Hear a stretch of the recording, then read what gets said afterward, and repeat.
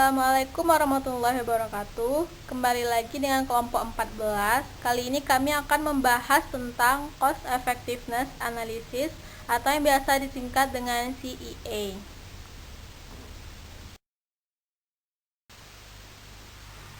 Baiklah, di sini ada pengertian Cost Effectiveness Analysis. CEA merupakan suatu metode yang didesain untuk membandingkan antara outcome kesehatan dan biaya yang digunakan untuk melaksanakan program tersebut atau intervensi dengan alternatif lain yang menghasilkan outcome yang sama.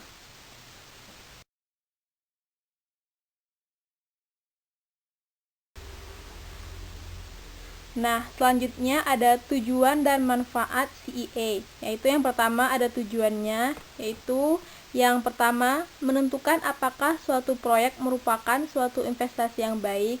Yang kedua, menentukan jika nilai suatu intervensi sangat ditentukan oleh biayanya, tidak hanya meliputi penentuan biaya, tapi juga penentuan nilai dari outcome. Yang terakhir, memastikan program atau kombinasi dari program dapat mencapai tujuan tertentu pada biaya terendah. Selanjutnya ada manfaat. Manfaat CEA yaitu membantu menentukan prioritas dari sumber daya yang terbatas. Baiklah, di sini ada prinsip dasar CEA. Nah, cost effectiveness analysis dan cost benefit analysis ini memiliki prinsip yang sama, yaitu merupakan salah satu metode untuk analisis biaya. Kedua teknik atau metode yang dilakukan oleh CEA dan CBA adalah dengan membandingkan biaya relatif terhadap output dari dua atau lebih program yang dilakukan. Namun, penggunaan CBA dan CEA tidak sama satu dengan yang lain.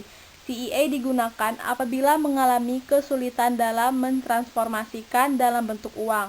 Oleh karena itu, CEA lebih tepat digunakan di dalam bidang sosial, misalnya dalam pelayanan kesehatan.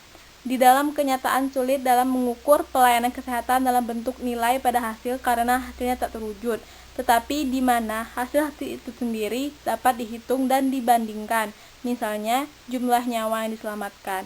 Output di dalam CEA ini digunakan untuk menyelesaikan masalah yang tepat dinyatakan dengan ukuran tertentu di dalam bidang kesehatan, yakni berupa parameter kesehatan. Baiklah, selanjutnya ada langkah-langkah CEA. Nah, yang pertama, menentukan kondisi untuk penggunaannya atau mengidentifikasi unsur biaya dari alternatif program yang ada.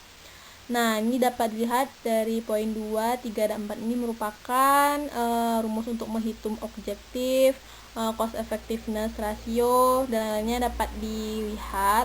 Di sini merupakan ada rumus-rumusnya untuk menghitung langkah-langkah dari CEA tersebut.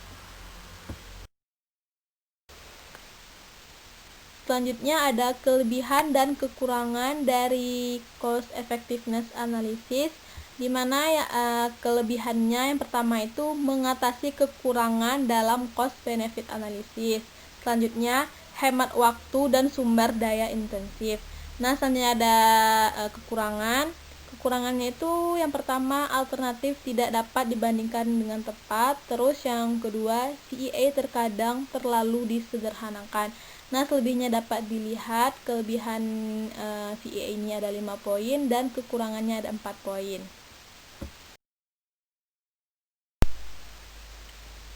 Baiklah, selanjutnya ada contoh cost effectiveness analysis. Nah, di sini ada contoh kasus. Penggunaan antibiotik yang tidak tepat akan meningkatkan pengeluaran biaya baik bagi pasien maupun rumah sakit. Hal ini memicu perlunya gambaran cost effect pengobatan pasca appendektomi di suatu rumah sakit. Harga antibiotik termasuk mahal dibandingkan dengan obat lain. Jika pemberian dan penggunaan antibiotik tidak tepat, akan memperparah dan memperlama kesembuhan pasien, sehingga memperbesar biaya rawatan pasien. Untuk itulah perlu dilakukan analisa biaya penggunaan antibiotik pasca bedah pada pasien appendektomi dengan indikasi appendisitis akut sederhana dan kronis untuk mengetahui gambaran biaya sebenarnya.